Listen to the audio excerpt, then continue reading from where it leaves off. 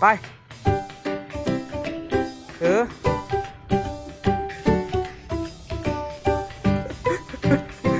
คิด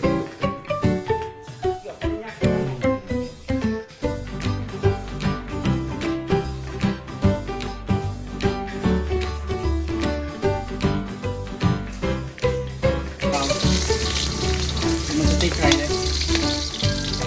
พวกสติ๊กกับให้ขวดที่เป็นเล่นพวกนั้นแหละสติ๊กเราไปดีตอนเช้า9 โมง 10 โมงนี่แหละเนาะ มื้อนี้เขากลับมาสืบต่อเฮ็ดโต๊ะหินเนาะทุกคนนี่กำลังผสมปูนเลยต้นตาลกาฟื้นจากความตายแล้วเมื่อวานนี้นะป่านนั้นเมียเฝ้าผัวนอนติดเตียง หูซึกคนนอนติดเตียงรอตาลสภาพเป็นยังไงหูซาดอีหลีก็กินข้าวบ่ได้นี่ป้าที่โดหูซึกถึงแบบว่าอันพิลึกขนาดนั้นทุกคนเนาะแบบว่า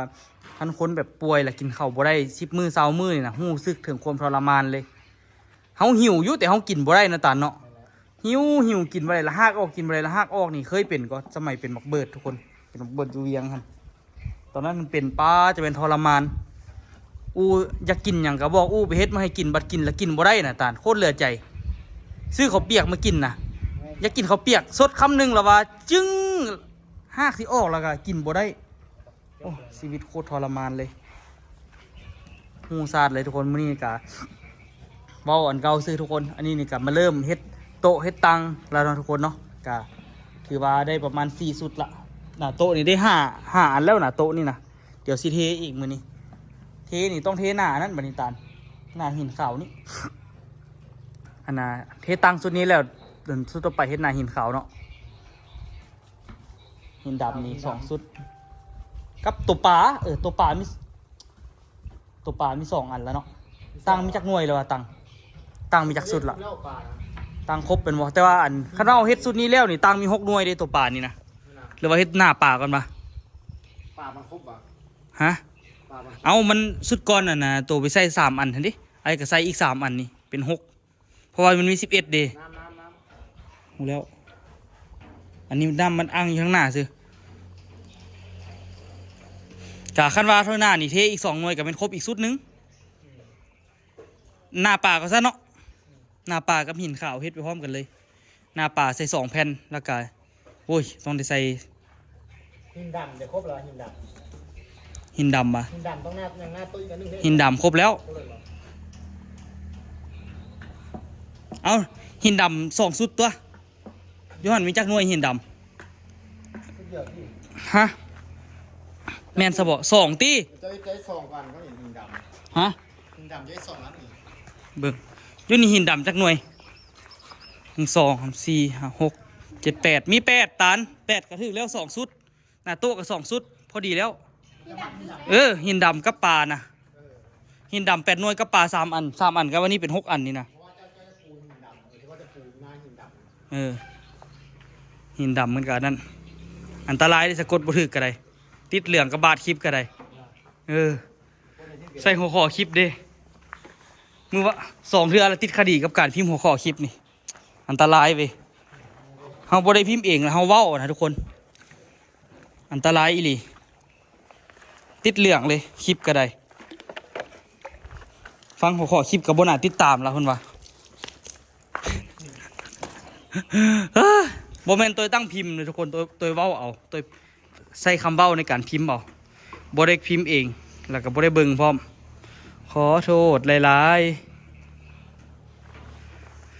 ๆมื้อนี้มื้ออื่นนี่สิไปส่งโรงเรียนผู้ประมาณก็เนาะตันเนาะหรือบ่คันว่าแล้วโรงเรียนอันมัธยมกะเฮ็ดอีกเนาะแล้วก็วังหลวงอีก2 สุดอีกต่างหากเนาะเพราะว่าไปส่งเท่าน้อยเพราะว่าเพียงกับมันหยอกโรงเรียนใดก็ไปแบบเซอร์ไพรส์ได้นี่บ่ได้บอกโรงเรียนใดเลยได้นี่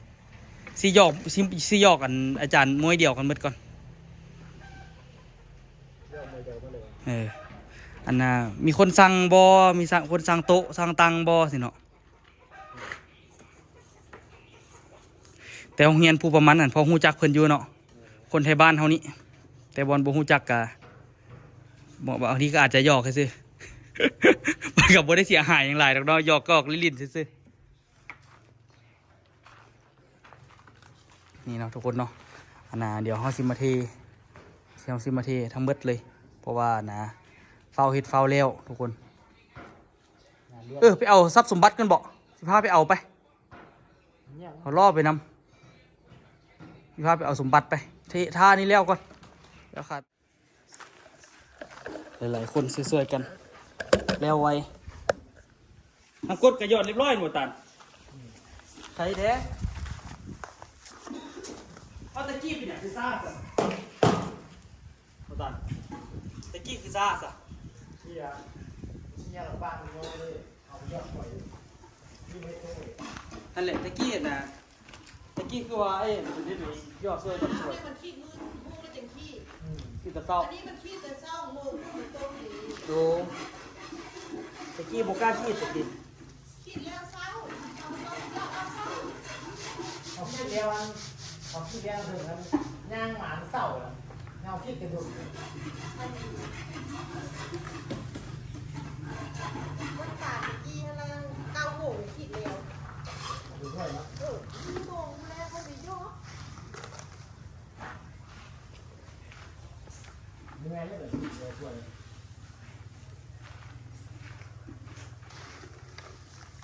ขีดคนเดียวตะกี้ขีดน้ำไผ่คือเกางูขีดน้ำมินาน เอาต้นเลยจะแปลงกันเลย ไอ้แปลงแล้วไปขึ้นเดียว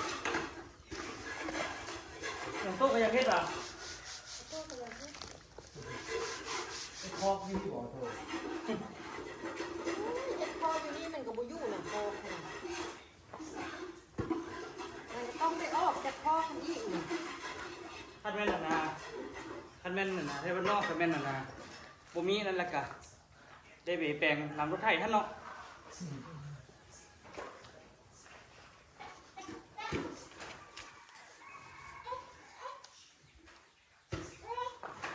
ป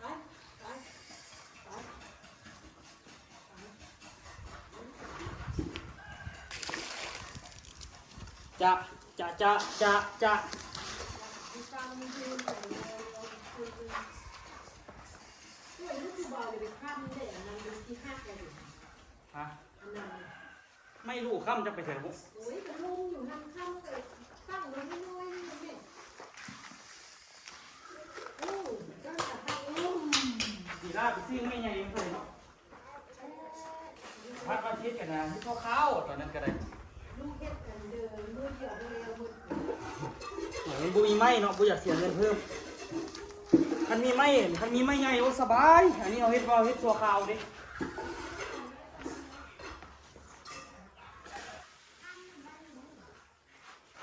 ทำไมเอาตัวนี้อยู่นะไม่งั้นจะสุดเลย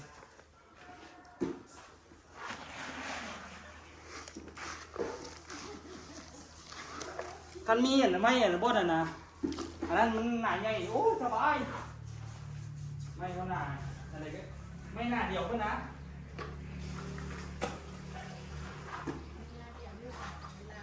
เวลาป้ามันป้าแซ่บมันหมด แต่ปัดก็แบบเป็นปูนแห้งปัดขนาด โคตรเซ่แล้วก็ปัดเลยผมไม่ยากดอกสีเบิดเลย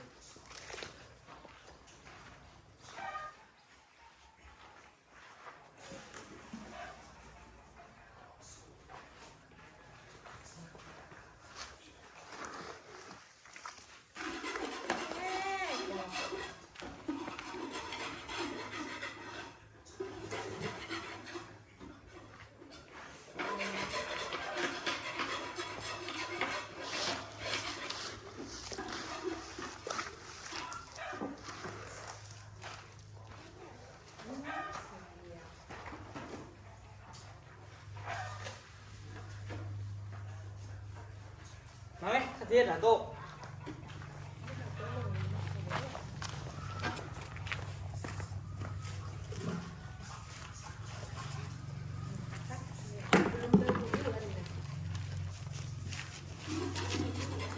ลุย2 คนนี่น่าจะเทนี่18 นาทีแล้วป่ะอ่ะ2 คนเฮ็ดนี่ไวเอ้า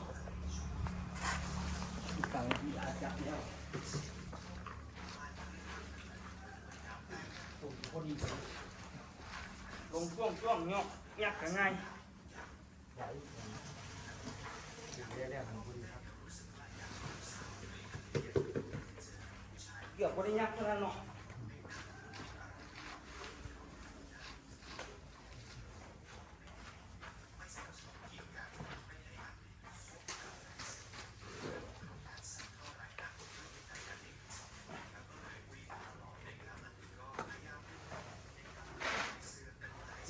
อันนี้เอาอันนี้อัดไปท่าแล้วหูมันสิออก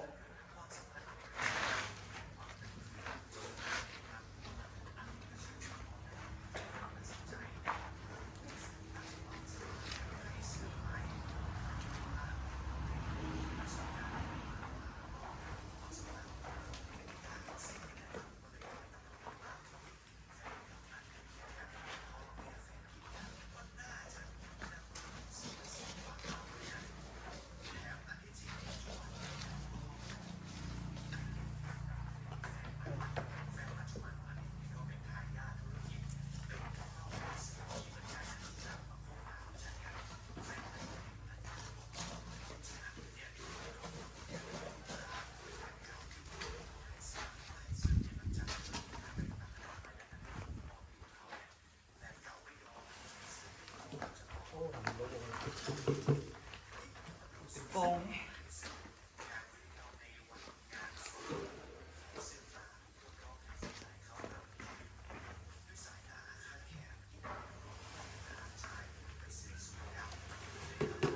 มันเป็นหัวใหญ่ๆหลายพวกนั้น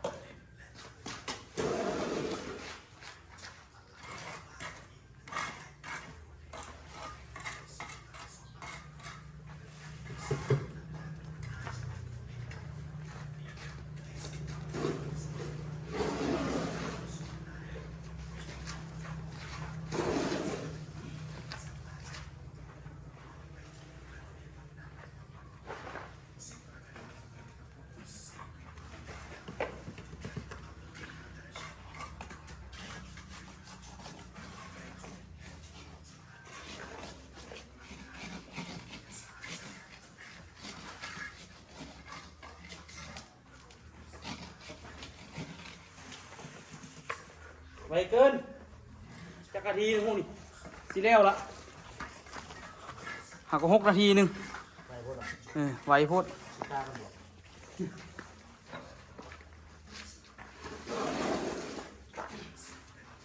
ตอนนี้คนเดียวนี่ส่วน11อันสุดท้ายแล้วเลยทั้งมันเป็นน้ำแห้งไปแล้ว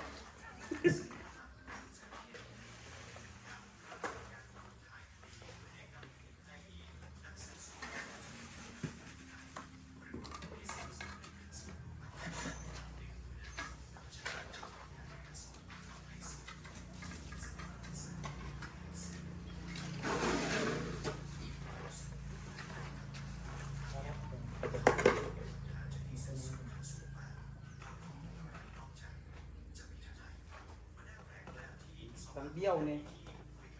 แบบนี้นี่แค่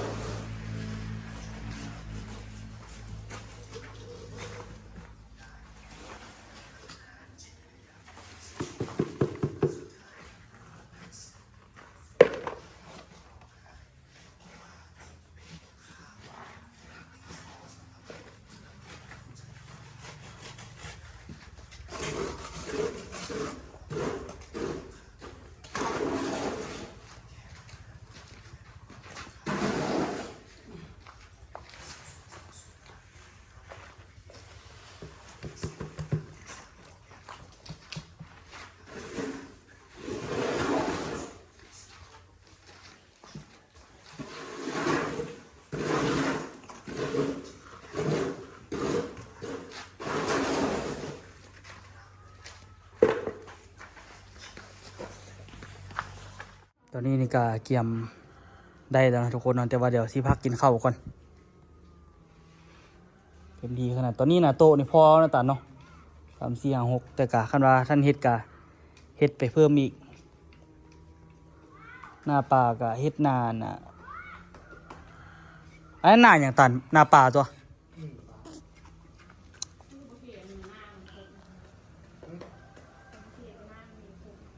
อันนี้2 สุดโอเคจบอันน่ะ กะทิกันเนี่ยเป็นกะทิ หิน2ปลา2หน้าหินโอ้ยหน้าปลา3เนาะพอดีสินะถือว่ามืออื่นเฮ็ดตังอีกแล้วก็ครบละหน้าโต๊ะก็ได้ละตอนนี้นี่ก็เฮ็ดตังเนาะโอ้แม่นง่ายๆเด้อทุกคนเนาะโซซิแล้วเนาะแต่ละอันต้องได้ปัดต้องได้โบกบ่แม่นธรรมดานะทุกคนแต่คันโบกออกมาแล้วมันก็สิเนียนกริบแบบนี้เนาะเนียนและกะเฮาก็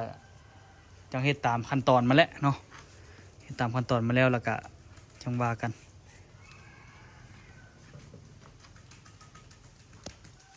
เฮ็ดปลา1 บักนาวกินบ่ติ๊กเอาปลามาให้ตัวบักใหญ่วานี่ พูดกัน แม่น ทำน้ำมือกับปาก เฮาลุมกับปลาคือกันน่ะ เบื่อว่ะ ไปกินซีนดาดบ่ซั่นเหลือให้ซีนดาดกินบ่มื้อแลงเขาเจ้าบอกอุตส่าห์บอกว่าให้บายแน่ว่าซั่นเด้ บ้านมันจะบุญ เอาเงินบริษัทจ่ายตัว กินหน้าดาดบ่ขึ้นยากอีกบ่ขึ้นยากบัดนั้นดาดแจดๆแม่นน่ะแต่ก็ขึ้นจะกินอันนั้นอยู่ได้เนาะคันสมมุติว่าไก่หลายโตเฮ็ดอบเฟืองคักๆสินะอบเฟืองจัก3 โตสิกินคนละโตโลด ปวดแอวไงวะนอนกระปวดนั่งกระปวด เสือขัวบรรทุกกับลุงเด่นมาปกใส่ เขาปวด เสือพอขัวลุงเด่นเอาให้แต่ว่าตัวบุมักใส่ไปใส่แล้วมันเป็นยังไงฮะ หลังๆนี่ก็บ่ค่อยได้เข้าครัวแล้วทุกคนเอ้ยบ่ค่อยได้เฮ็ดอาหารอหย่างละพอมีเรียกมีงานแล้วก็บ่ได้เฮ็ดคลิปแบบเฮ็ดอาหารแซ่บๆกินละมีแต่ไปรอตูดเขาเจ้าเอาซีนก็ได้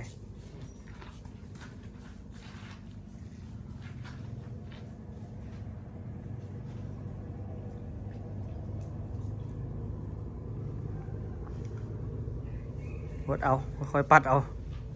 ไปๆปั๊มน้ำผักงาม หลายแน่ตัวปัด ไม่ฮอนเขานี่เลยนะกูต้องเอาบอลนี้แต่ว่าอันนี้เอาบอลนี้นี่บอลเอาบอล เอาฮอดบนแหลมทั้งลุมโต๊ะบ่เห็นว่ะ ก็ปัดเขานี่ก็เลยนะช่างจำให้คือว่าเวลาตอนจะเอาน้ำปัดนะจะปัดทั่วเขาใจบ่ โอ้ จะปัดมันบเรียงมันจะเป็นเครือบตัวนี้ ตัวปัดจะปัดเห็นจะปัดมันจะเป็นเครื่องมันจะเป็นน้ำ เจ้าเฮ็ดคือเจ้าจะเบาไว้ซันนี่ก็เลยแต่ว่า เออเข้าใจละ ก็หัว สำคัญแม่นตอนปัดอะนะตอนปัดคือต้องปัดให้มันเต็ม ปัดให้มันเรียบขนาดแล้วก็เบิ้งอันนี้มันนี่อัน ไอ้ละปัดแต่บนบกไอ้ปัด มันจะกลมบุเทิงขนาดว่าทะเลมันมักเป็นอันนั้นโฟโต้ กลมได้อยู่มื้อนี้เจ็บแอวแฮงมื้อนี้อันน่ะเจ็บตอนนั้นน่ะเจ็บตอนไหนอันน่ะทุบออกจากไม้หั่นน่ะล่ะตื่นเช้ามาล่ะเจ็บเฮามาแต่บุญน่ะตอนไปบุญก็บ่เจ็บเด้ตื่นเช้ามาล่ะว่าเจ็บบ่แท้เอาว่าเจ็บแอวเดี๋ยวนี้ก็ยังเจ็บบ่เซา การเจ็บเหมือนกัน คันไปหาเมตุ4นี่เซาใครนี่นี่ ปากกระหางล่าเจ็บเอว พอไปเอามาก็บ่ได้ดึงไม้เลยนี่พอดึงขึ้นหน่อยนึงแล้วก็มาเฮ็ดแนวกินสู่ต้นตาลมีนากิน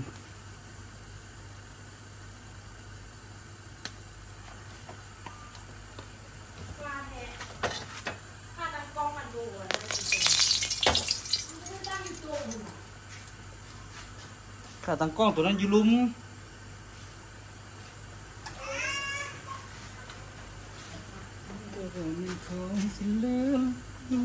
กดสติ๊กทุกคนกดสติ๊กลาวจะมาสติ๊กใครเลยพวกสติ๊กกับค่ายขวดซีนจะหมกเลนเท่านั้นแหละสติ๊กลาว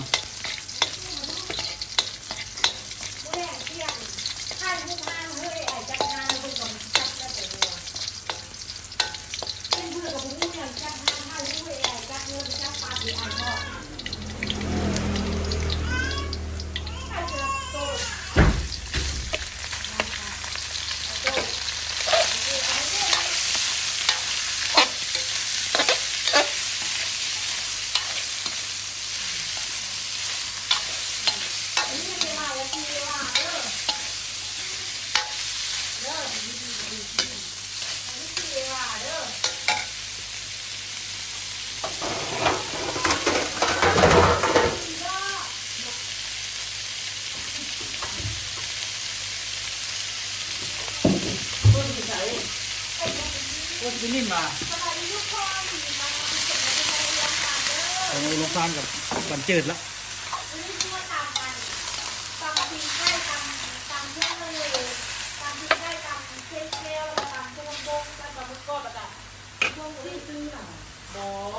ของส้มหมักเลนออกที่บ้านใช่ที่ประเทศทุ่งนึงเป็นทุ่งนึงเป็นเมื่อวานที่ตามไปอ่ะลองทีพวกนั้นละ ได้ยินเสียงซองน้องอูลองซานทุกคนเลยบอกเก่งใจซองน้องตัวย่อยเลย โอ้ท้องตัวยังหล่ะโอ้ขอโทษเห็นอยู่ก่อนโอ้ยากมันก็โกงมันลอยอยู่ น้ำตาลติดใจกินฝีมือ ไปแล้ววะ อย่าใส่อันนั้นน้ มันก็ลอย ำ อยู่ แต่ตัวนี้น่าจะเป็นบุ้งว่าเป็นมันเป็นตัวตุ่นบ่ตุ่นพะโล้บ่เนาะตัวนี้นึงเพื่อมันแซ่บมันเด็ด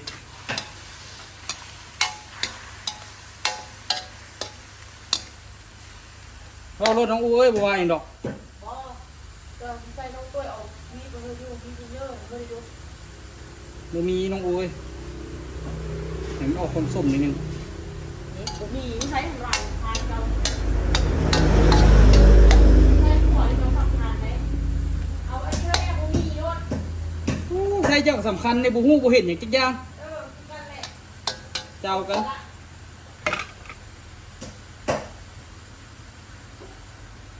วันไฟให้ได้มันสุกกัน ถามมันสุกแรกๆเพิ่นสร้างซีซูดเปิดว่าเรื่องอันนะอาจารย์เลี้ยวนี่อาจารย์เลี้ยวเคยอยากได้ละงบบ่ออกจะคืออันนี้เพิ่นละสร้างให้อาจารย์เลี้ยวอีก2 ชุดพอคิดว่าอาจารย์เลี้ยวอยู่ในบ้านเนาะนี่ข่อยเลยบ่ว่าหยังหั่นน่ะมาฮู้นำหลังว่าอาจารย์เลี้ยวอยู่วังบ่พุ่นข่อยเว้าเขาว่าเพื่อคนอยากหั่นน่ะซื้อให้เพิ่นอีกหั่นน่ะล่ะเพิ่นเหมาเฮ็ดให้เลยทั้งหมด6 ชุดเดี๋ยวนี้น่ะข่อยจนฮู้จนเมื่อยแล้วตัวหากับป้าโทอันนี้เฮียนำใจดีแมนคนบอกให้เขียนชื่อเอาแน่เขียนใส่ยู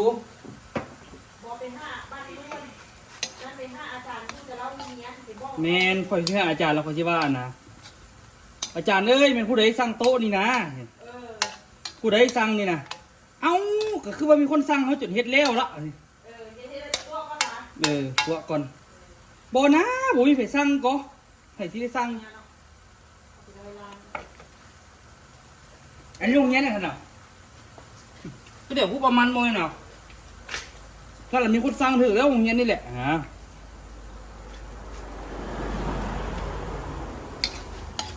เป็นการตัวอาจารย์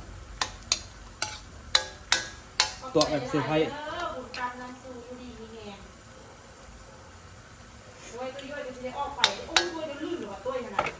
เป็นยังตัวหูอยู่เดือนหน้าตัว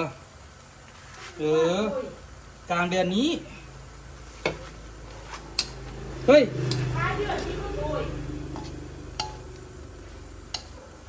ในตู้วาดป่ะไปตู้นั้น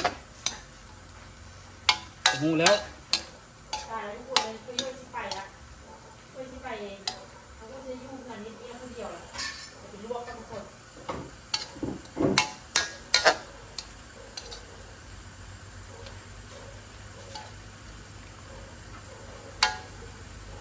ประมาณนี้ก็ถือว่าเสร็จสิ้นเนาะนะคะบาย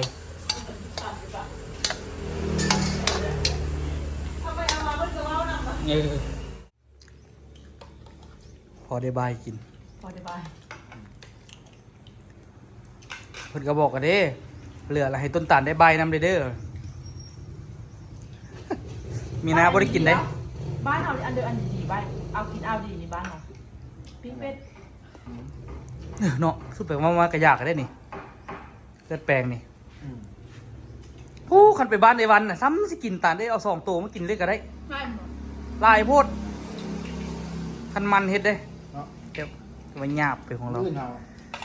ช่องตัวเราเองแล้วแปลงทำนี่นะเฮ็ดก็เฮ็ดเองไม่ถามอะไรซื้อออกก็ได้บอกกินพร้อมมาระยะเท่าคือมันน้อยจะกินข้าวกันสีขาวแก้ไขมีแล้วปฏิตานบ่ต้องหายากไอ้หู้วิธีละง่ายปฏิสีนี่นะหาหู้มองเอาละแถวมึงเงิน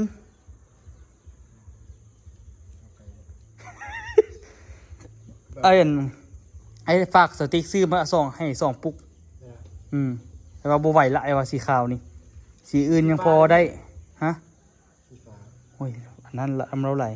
ฟ้าใดฟ้าทะเลฟ้าอันตัวเขาใส่ทำอิฐท่านวะฟ้าตัวเขาใส่ทำอิฐไปเลาะเอากระไดแต่ว่าสีขาวเดี๋ยวมันกระดวนอยู่มันกับสีฟ้าอันนี้มันกับโบราณดวนเถอะมันกับมีสีไส้เนาะมีนาเนาะใส่ตัวอื่นไปก่อนแต่สีขาวนี้มันดวนทั้งดวนทั้งจำเป็นตอนนี้นี่ได้ลืมคืน2 เทื่อทุกคนมันจึงสีแจ้งดีเพราะว่าน่ะ4 ตัวที่เราใส่ต้องใส่เนี่ยมันหาซื้อยากพ่อแม่พี่น้องเอ้ยยากอีหลีก็อันนี้นี่เฮ็ดปลาไว้เนาะมื้อนี้ก็น่าจะบ่ทันแล้วเท่าดอกน่าจะเบิ่งอันน่ะมื้อนี้มื้ออื่นไปส่งเลยเนาะตาเนาะมื้ออื่นก็สิได้เลาะทาสีพวกนี้แล้วก็สิได้ไปส่งทั้งหมดเลยทั้งหมด4 ชุดก็เนาะตาเนาะมื้ออื่นเนาะแล้วก็มื้อฮื้อจะไปวังหลวงเนาะยังเหลือไม่อยากเอายองกันไปมันเอาไปไกลๆเนี่ยไม่อยากเอายองกันไปว่าทุกคนเนาะจังได๋ก็ฝากทุกคนเป็นกำลังใจเนาะเฮาก็กำลังพากันสร้างอยู่อันนี้ท้าเข็มมันก็งามเก่าเลยตาล ฝากทุกคนเป็นกำลังใจเพราะว่าตัวเก่าของมันก็บ่ได้เต็มก็มันเป็นจางๆก็เนาะมีนาเนาะบ่ได้ต่างกันดอกแต่ถามว่าสีตัวใดดีกว่าสีตัวก้อนก็อาจจะดีกว่าตัวนี้มันบ่เหนียวปานใดเนาะสิว่าไปเจอกันคลิปหน้าทุกคนพยายามเฮ็ดไปเรื่อยๆเนาะวันนี้เบิ่งนักกีฬาเตะต่อทีมชาติใหม่ มีข้าวลาว อันผู้ใดที่แบบว่าอยากมาเยี่ยมยามต้นตาลน่ะซื้อผ้าพกหัวให้ต้นตาลเด้อ โอ้ครับทำเพิ่มมาว่ะบ่อยากได้นะอยากได้เกือบเตะกันตอนบอลมาข้ามมานะ บอลมะขามอีก เห็นว่าเกือบบอลมาข้าม จักบ่ฮู้ เบิ่งหน่อยแม่ บ่เอาผ้าพกหัวเอาว่ะ บ่ข้ามบ่ว่าบ่เอา ทุกคนไปเจอกันคลิปหน้าเนาะเดี๋ยวค่อยๆเฮ็ดไป